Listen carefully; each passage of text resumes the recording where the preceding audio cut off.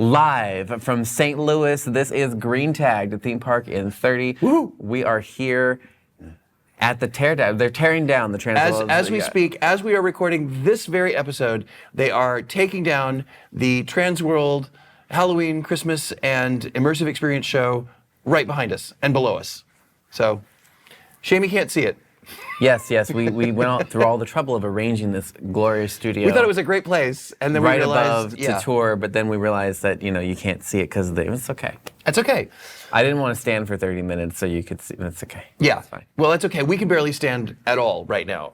So the purpose of this show is to kind of talk a little bit about what it is or why you should attend shows like this, whether it is this Transworld show or whether it is any other, trade show in the industry. Really, it doesn't have to be Halloween themed or Christmas themed or any of those things. But I think one of the first things we have to recognize is when you go to a show of this magnitude and of this size, by the time it's over, because we are recording this, like I said, just as the show is being torn down, by the time you get to the end, you're exhausted.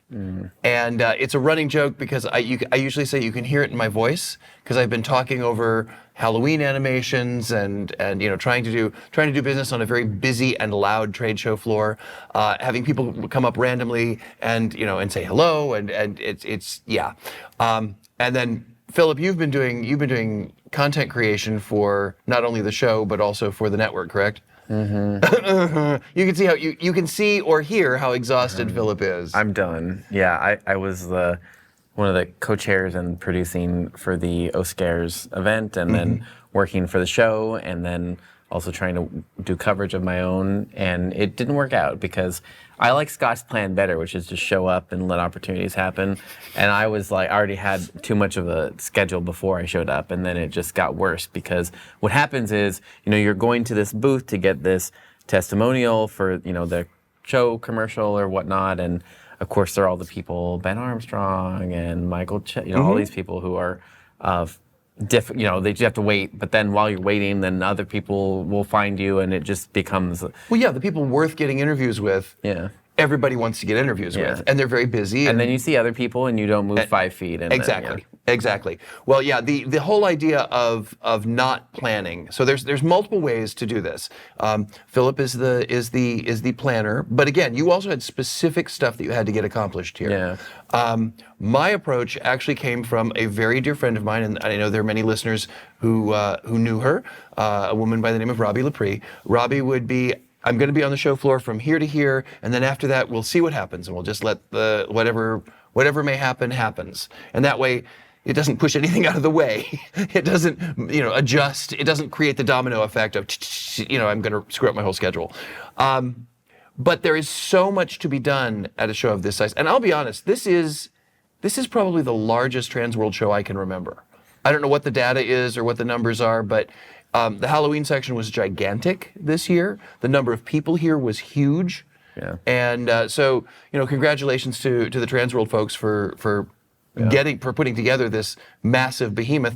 And it's not just the trade show floor, of course. There's all these other events that take place surrounding the trade show.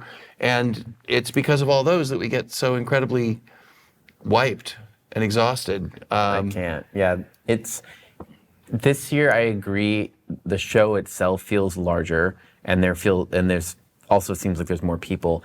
And I know that it is physically larger because last year it didn't fill the entire convention center. There was a few areas that were kind of, roped off and here this year, the Christmas section goes all the way to the end. There's the drone folks that were presenting at IAPA who were doing drone shows in the convention center at the back corner. And speaking of the mixers as well, they do mixers for each segment. So you have your Christmas mixers, you have so there's the big things, Halloween party. Halloween party, yeah. So there's the big things, the City Museum, which is kind of mixed of everybody. But then you had your interactive, there was a whole interactive game, so it's each group has their own mixers, and then the show floor is also massive. So it's a lot, yeah. And that's just the officially sanctioned things. Then you've just got a bunch of people haunters showing up and hanging out at the Marriott Hotel lobby. So So there's always something to do if you have the energy to do it.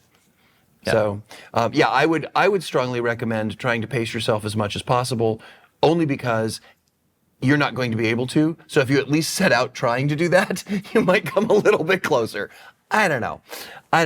But the other things that we get from shows like this, and I know that Philip and I are coming from slightly different standpoints here, because we come to these shows for slightly different reasons. But one of the primary things for me is networking. It's a great opportunity for me to catch up with clients that I've had in the past, for me to help clients that I'm currently working with to see what the show is all about, and maybe because of my knowledge of certain vendors, or we see something together that they really like, I get a better understanding of what they're looking for and what they want to purchase, so we can work that into the creative. And then, of course, there's always the possibility that I'll meet somebody who wants to work with me in the future. So it's kind of a great networking opportunity. And I will say, even more so than IAPA, I think this show, it is easier to network, because people will talk to you almost instantly. I mean, and they'll start a conversation just because they see that you have your lanyard on, or you're both looking at the same prop. I think specifically it feels like there's more relatability here. Absolutely. Because at IAPA, it is a very wide range. You don't know if they're a museum or an FEC, or if they're a consultant or a fabricator or a designer or Blue Sky, or it's so many. But I think here, there are all of those folks as well, but you all know that you are somehow involved in Christmas or Halloween. Yeah, there's a lens. Yeah, there's a lens that you've already gone through. So you can already kind of use that as a way to make it a little bit more approachable for people. And yeah, the networking, I wish I planned networking out more. I think Scott's approach of doing that is better. And a lot of people plan out dinners or plan to see their clients or in some way or another. And I think a little bit of that is good. I do networking by happenstance, and just I do have clients. All my clients were here, and then it's that thing where it's like forced networking. Like I'm on my way to shoot a thing, and then you'll see somebody who is like, I want to have you come out and do stuff at our haunt this year, and you'll pull you aside and we'll try and have that conversation. But it'd have been better to have it a little bit more organized, rather than me just catching them as I'm walking to something else. Sure. So do you think that? And I think the answer to this is pretty obvious. But do you feel as though, in order to get all the stuff you wanted to get accomplished in this show, that you actually were overcommitted before you even arrived? Yeah. Yeah. I think it's a weird thing. So I actually talked to a few people about this concept where, some people I've only seen here at the show ever. Right. But you've seen them for 2 or 3 years, but it kind of feels like you know them. And I was like, we really don't know each other, actually. We've only met twice. But it's that weird thing where I think so many people leave so much up to Transworld, in that they're like, oh, well, we'll catch you at Trans. There's always like, it's kind of like that thing. And I'm like, well, I think maybe we should try and do a little bit more before. A little bit more after. Yeah, absolutely. Yeah. Well, and to be honest, I've been coming to this show for over 20 years, and there are people that I only know from the 20, I've met them 20 times. At this show. So, yeah, I totally hear that. The other conversation that we have quite often with many people here is, you realize we live really close to one another. Yeah. Why don't we see each other outside of this show? I had that conversation at least twice that I know off the top of my head. Yeah. And we don't.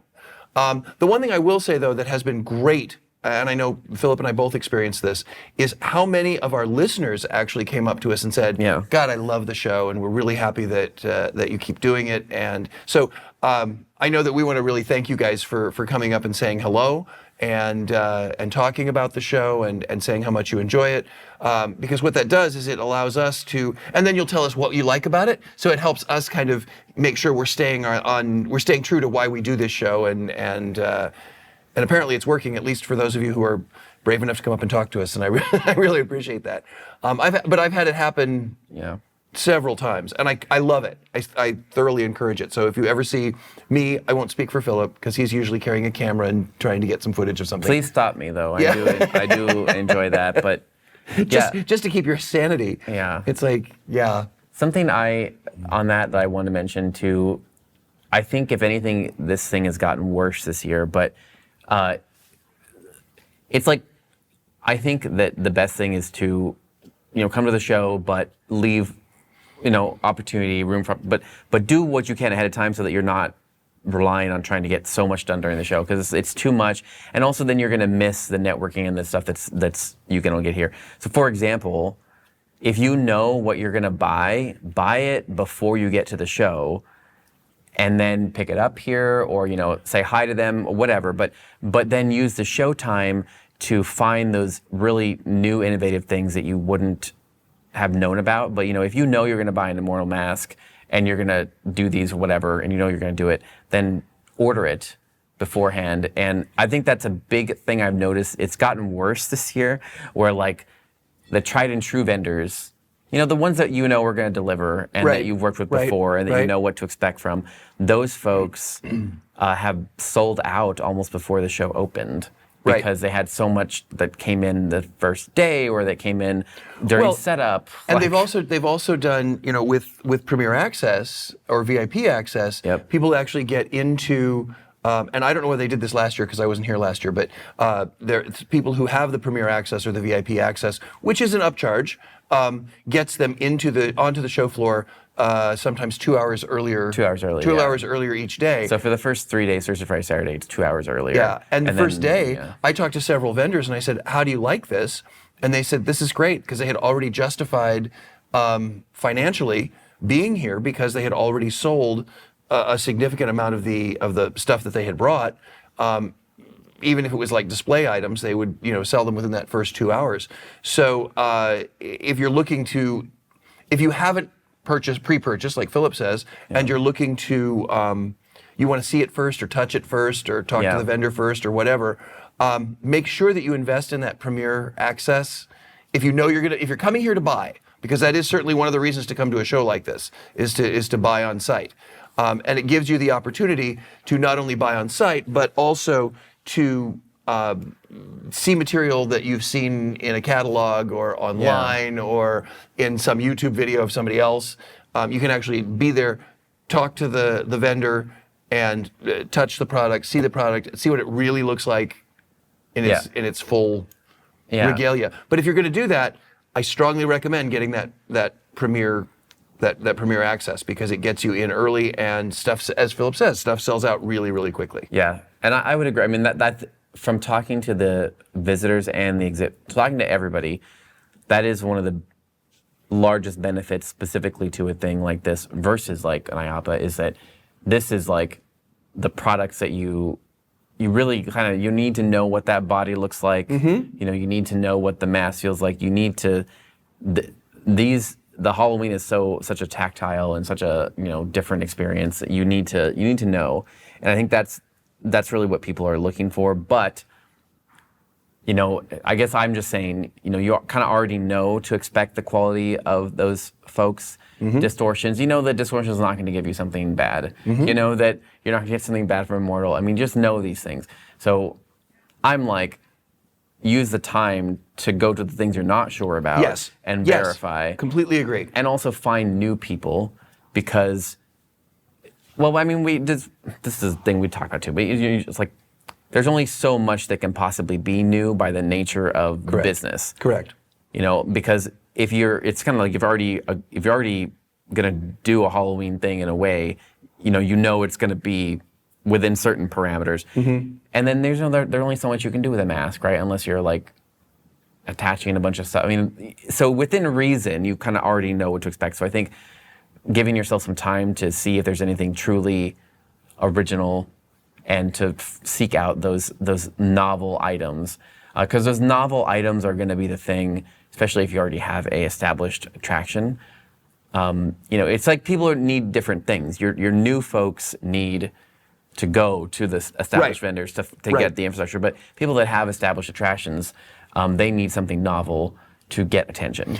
And I want to say that one of the things that I think is most novel, or when we say novel, it doesn't necessarily mean, I just want to point this out, it doesn't necessarily mean that it looks different, but there may have been an upgrade or an improvement to make it feel better, to make it more durable, to make it more wearable, like for example with masks. I know that with silicone masks, for example, I can remember the very first time a silicone mask vendor appeared at Transworld.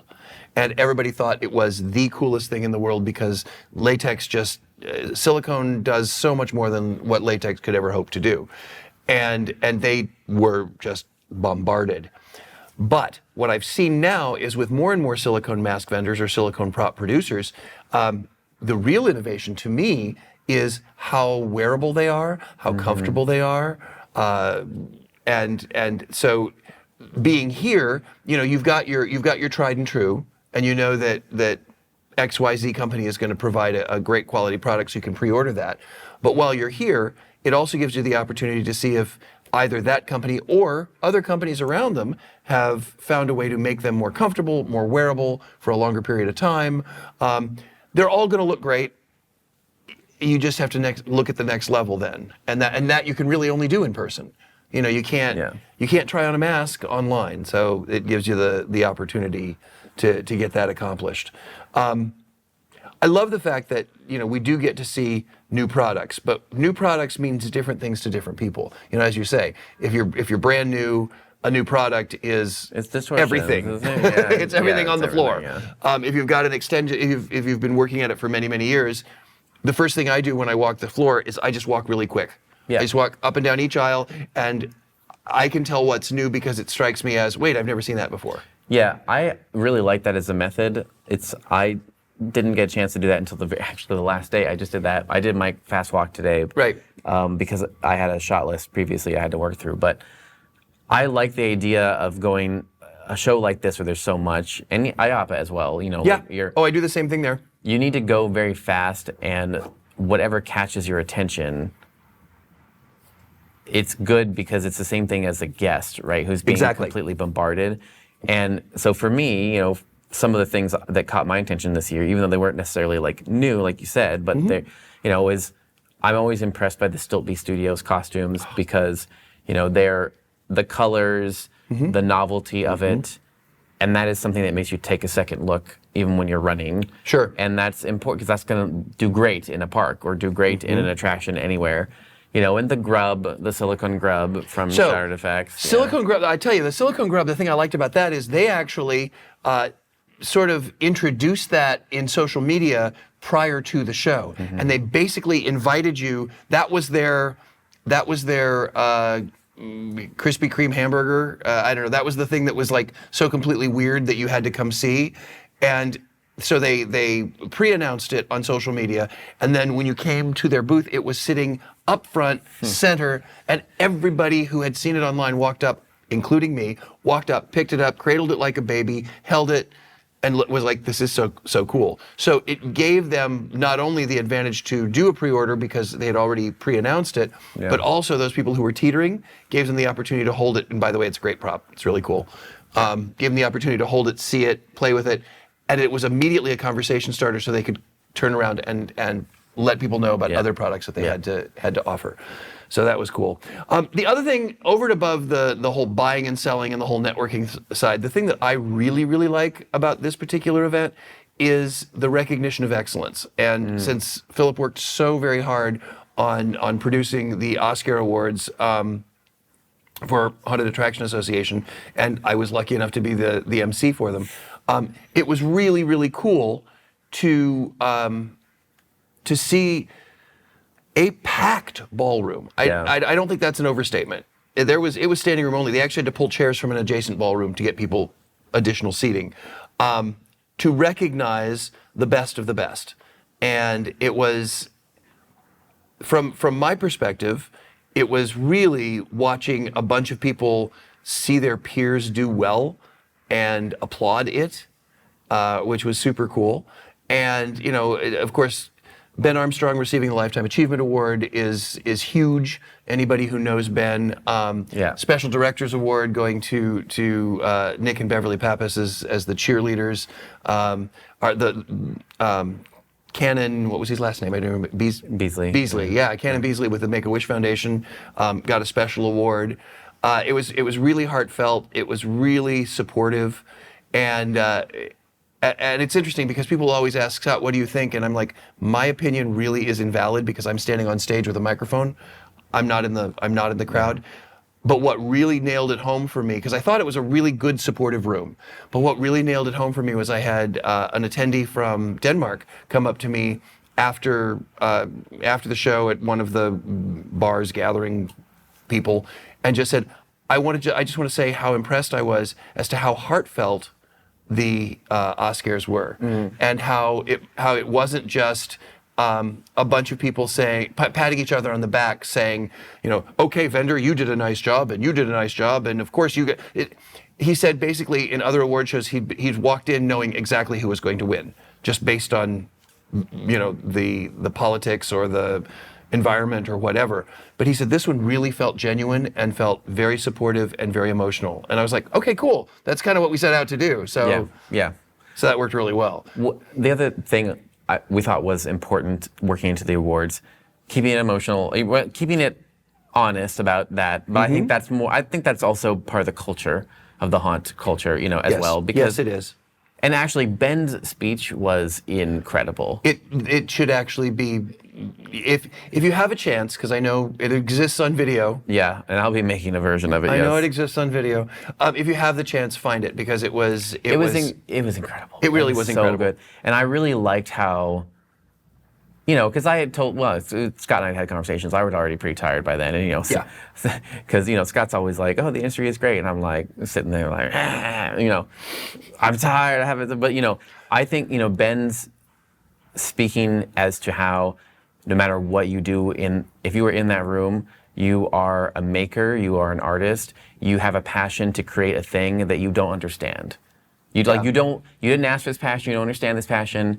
It just is a thing that you have to deal with, and you just accept it, and you do it. And he's like, the people understand are here, right? And I'm like, I 100% agree with that because that's why I haven't slept in 4 days, and I don't make a haunt. No, you just make videos about haunts. Yeah, and many videos about haunts. So I loved that portion of it. I thought that connected with the audience very well. I also, when working with the board to produce the awards, we really wanted to make sure that we started to give a voice to the next generation. And important. I think the scholarship folks having videos in it, which hasn't always been the case. You never even used to know who won. The scholarships, yeah. But seeing their faces is important. Also, that's why Cannon was important because he is the next generation of haunts. And also encouraging young businesses, dedicating an award to a first-year haunt, dedicating an award to a vendor that is under 5 years. We're trying to weave these into the award so that you have a good balance of folks that have been operating successfully over 20 years and even longer in Ben's case, and then people that are just starting out because they may not make, you can't wait until the end to give them encouragement. That's right. So I thought I think the balance was good. Agreed. And I'm glad that we did it. And I think that actually contributed to the emotional sincerity. Yeah. Because, it wasn't just the same good old boys and girls getting the same old awards and blah, blah, blah, blah, blah. So like the newer products like Terra Roulette, and the new vendor Savage Silicone. Yeah, Savage Silicone's was really cute because he had it written out. Yes.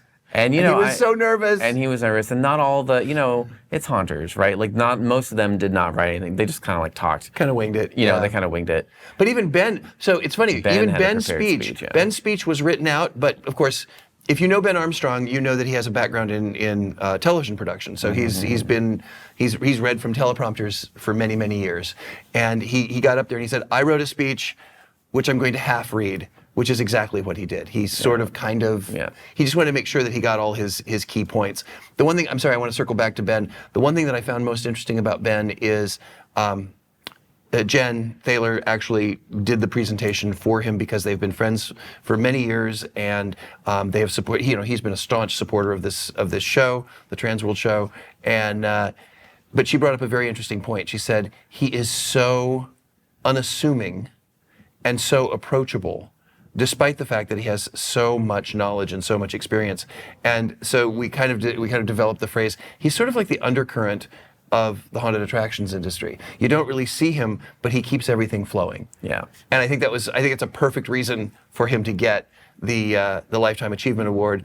And at the opposite end, for Savage Silicone, it was the perfect kind of encouragement for that person to realize, okay, now it's time to step up. I've been recognized, it's time to step up. And at the same time, Nick and Beverly Pappas, who are the cheerleaders for the haunted attraction industry, to have them officially recognized. Everybody in the room knew who they were, but to have them officially recognized by the Haunted Attraction Association was just cool. It was really neat. Yeah. So that's Everyone another did a good job, basically. Yeah, it was another opportunity to recognize excellence.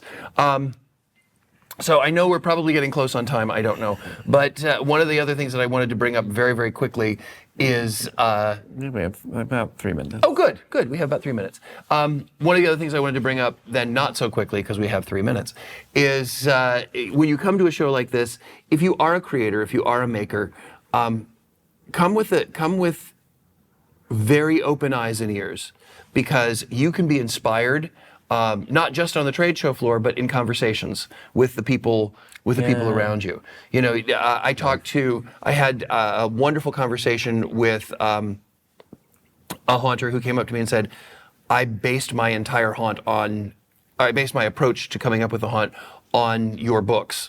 And and then he went on to explain his business model, and he went on to explain his expansion plan, and I was like, this is great. And he just like sparked me, because I kept saying, oh, and you could do this, and what if you did that?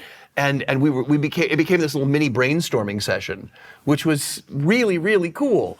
It's that kind of, be prepared to be inspired. Yeah. And don't lock yourself off from it. Don't be like, no, I can't talk to you, and I can't talk to you that's because why you need to leave time. Exactly.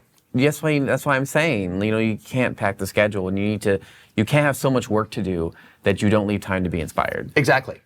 Because if you're doing that, you're missing out on a really powerful chunk of what this is all about. Which is why I think it's so important. And I realize some people use the social element of this to just get hammered, which that happens too. But it's also why it's so important that we maintain those spaces to have those kind of group gatherings and those people who have been in the industry for a while to talk to the people who haven't been in the industry for very long, and continue that inspiration. Because I honestly believe that is what really draws people back. Everybody says it's to pick up the coolest new mask or the coolest new prop. No. But honestly, it is the socialization that brings us all together. I refer to it as the gathering of all the tribes. And what's interesting is now that Christmas is involved, because when Christmas first started, the Christmas people and the haunt people were at opposite ends of the room. They were at opposite ends of the convention center, divided by a walkway. I mean, you had to keep them, back in the Chicago days, they were in almost different convention centers, two different sides of the same one. But now I think we're seeing more and more of that coming together, because haunters are building Christmas events. Christmas events are building haunted attractions. I have seen, I did, when I went into the cover of the Christmas Zone, I saw a lot of haunters that were just asking questions to just figure stuff out. And I think that's important. Right. Having the people in front of you can ask the question to get that. When you're saying about inspiration, I had a chance to chat with the Wicked Maker folks, actually, who attended the Oscars, and they told me that they had an inspiration to make a video based off of some of the stuff they heard in the presentation. That's great. And they even asked if they could see portions of the script to kind of have some of those details and get that whole thing. And that's exactly, like, you don't even know where it's coming from. Right. Like, you don't know if it's going to come from conversation or if you're at an event like this where you're hearing about all the haunts and what everyone is doing, and then that gives you inspiration to create a thing or make a video. You know, that's exactly it.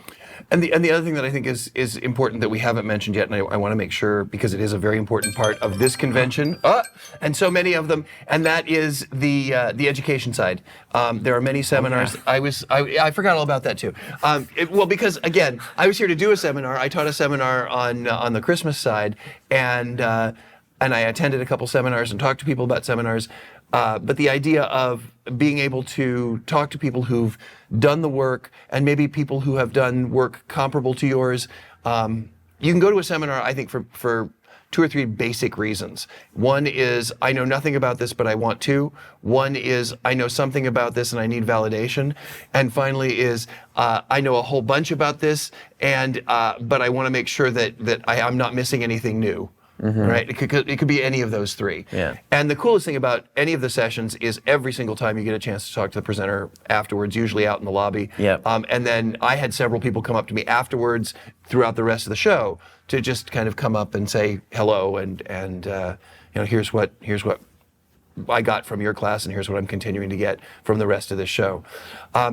Well, because Philip is about to doze off right now. I'm so tired. Yeah, he is exhausted, and eventually we both have a plane to catch. It just keeps getting delayed. But our time is up. So from the Transworld Halloween and Christmas show here in St. Louis, Missouri, on behalf of Philip Hernandez with Gantom Lighting and the Haunted Attraction Network, and myself, Scott Swenson from Scott Swenson Creative Development, this has been Green Tag Theme Park in 30, and we will see you at the next trade show or just next week when we do another show.